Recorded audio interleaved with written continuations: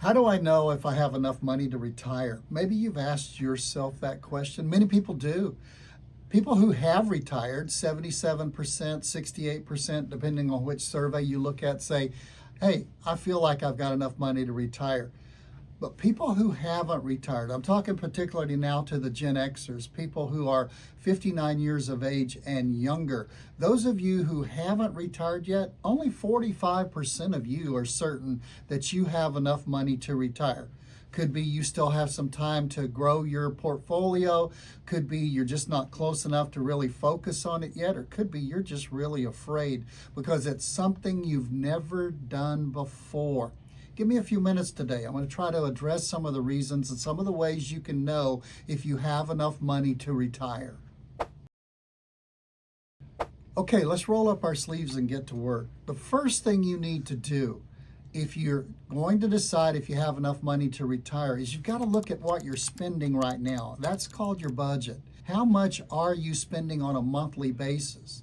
Now, some of you throw up your hands and say, well, I'm not retired yet, so how do I know what I'm going to spend in retirement? Well, you start from the known to the unknown, and you have to figure out what you're spending right now.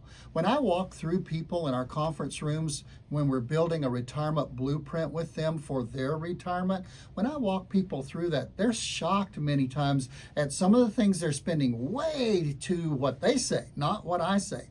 But what they say is too much money on, and they're shocked by how they look at their budget sometime and they say, I can't believe we're only spending that much money on that. That's what a budget will do for you. It's not a restrictive thing or a belt to tie around to make you suck it in necessarily. It's just to lay out where your money's going and what you're spending it on. And then pre-retirement, once you know that, you can take a blank budget sheet and you can say, what's going to change when I retire? Well, the mortgage is not going to change, but it's only going to go for 4 more years and we'll have the house paid off. And the car expense, don't expect to have your last car right before you retire. You're still going to have car expense as long as you're able to drive. But you understand what I'm saying. Line by line, item by item, you can work down a budget worksheet and say, this is what I'm spending now, if you know, and this is what I will need for retirement. Then you've got your target.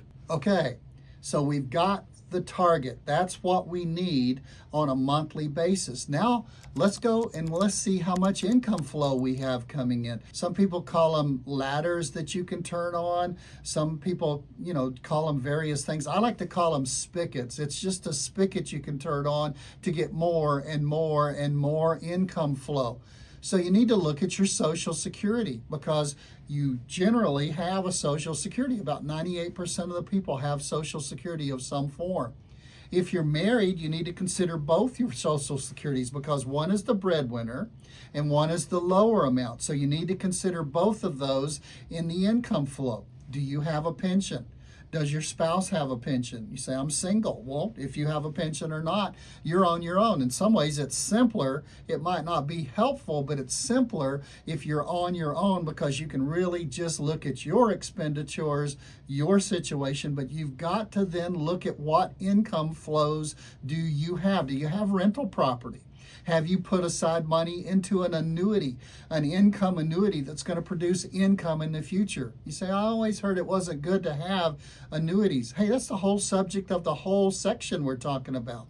Social Security is an annuity, your pension is an annuity, and an annuity is an annuity. So what kind of income flows, what kind of spigots do I have that I can turn on at different times? Now, in the first section, we got the target. We got the amount of money we need every month.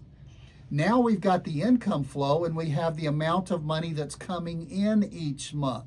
So when I have what I need and I subtract what I have coming in from what I need, then I know if, number one, there's a gap that I've got to make up, or number two, there's a surplus. Hopefully there's a surplus. But if not, if you follow this process, step 1, step 2, you now know what your gap is going to be in retirement. So once I have my needs and then I have my income and I know if there's a gap, how do I fill the gap?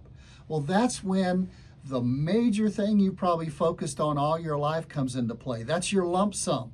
How much have you put away in your 401k, your 403b, your plan at work, your IRA, your Roth IRA, whatever you've saved your retirement money in? That's where the gap has to be filled. You have to go to that pile and see what's the best way to take that pile of money, that lump sum that's there, and turn it into the additional income you need to fill the gap. Many people use annuities because an annuity is something that's going to pay you a guaranteed income for the rest of your life. The good news about filling the gap of your income needs from your lump sum is you can dedicate sometimes 20% of your lump sum, maybe 25% of your lump sum, for sure not more than half of it, but you dedicate a certain amount of that lump sum to your income and you take care of your paycheck for the rest of your life. You say, how? Remember, social, maybe a second social, a pension, rental income, and that annuity, and then you've got your income, your paycheck for the rest of your life. And the rest of your money is left for your playcheck, for you to go and to enjoy your retirement during the go-go years. So that's how you use your lump sum. You tell it what to do. That part of it, I want it to fill the gap of my paycheck. The rest of it is my playcheck to go and enjoy and to live the rest of my life. That can stay invested in the market, the other part, and you can take part in the market gain to your risk level. But you need to realize the position that the lump sum plays, and it's secondary to how much do I need, how much do I have an income flow coming in, and then the lump sum comes into play in building a retirement plan. How am I going to fill the gap for my income, and what's going to be left over for my paycheck to go enjoy my retirement?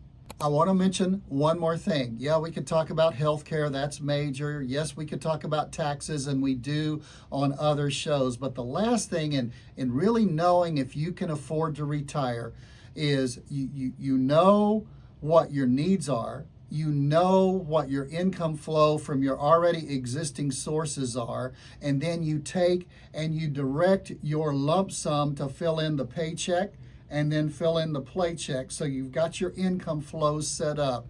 The other thing I have to mention is the big negative.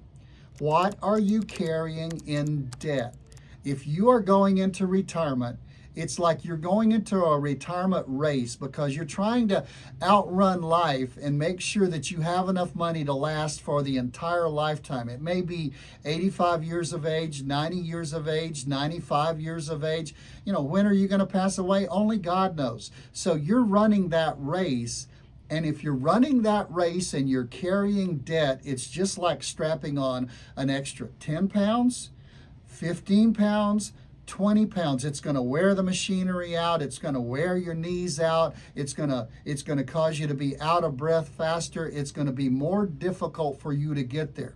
So if you're over here in pre-retirement and you're looking at retirement saying, how do I know if I have enough money to retire? One thing you need to consider is how much is debt, my debt, your debt, going to drain on your retirement income flow?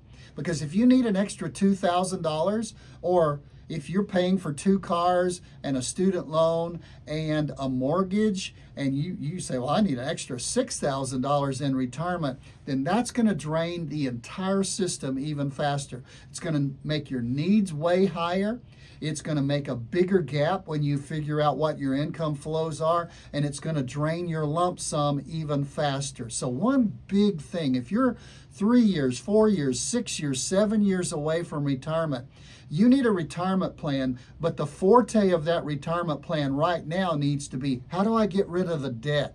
How do I enter into retirement where I'm running that race and I'm unencumbered by any kind of debt? The house is paid for, the car is paid for. Well, yeah, but what about the deduction? The deduction is not nearly as freeing as having it all paid for and being able to just run the race. I liken it to running the low hurdles every month because, yeah, you still got bills, but they're low hurdles versus running the high hurdles where they almost have to stop and leap over those hurdles month by month by month. Get the debt done. If you really want to know if you can retire, you've got to consider, how much debt am I carrying with me into retirement? So let me review. I know I've done it several times, but let me go over it one more time. Number one, you've got to look and see, what are my needs? What's your budget? What are you spending on a monthly basis? Number two, you've got to assess, what are your income flows going to be from Social Security, a pension, a rental, or from a flow from some other annuity or something that you put in place beforehand. Number three, that's when you go to the lump sum that you've built up in the 401k and you direct the gap to be filled for your income with maybe an annuity, maybe putting it into a safe bucket where you've got 3 to 5 years worth of money over there, but you have to address your paycheck in that third step from your lump sum, and then whatever's left in your lump sum, that's your paycheck to go and enjoy.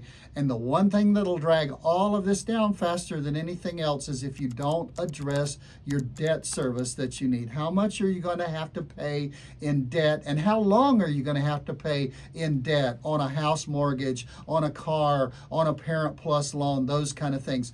Those are the major components you need to focus on if you're really trying to decide, can I afford to retire? Hey, this is Tom Mosley. I promise you every week, if you'll give me a few minutes, I'll do my best to increase your financial knowledge. And if we can help you particularly about a situation, a question, anything you've got, go to the website, get an appointment, give us a call. Hey, you like the show? Like and subscribe. We'll see you next time where, again, I'll try my best to increase your financial knowledge.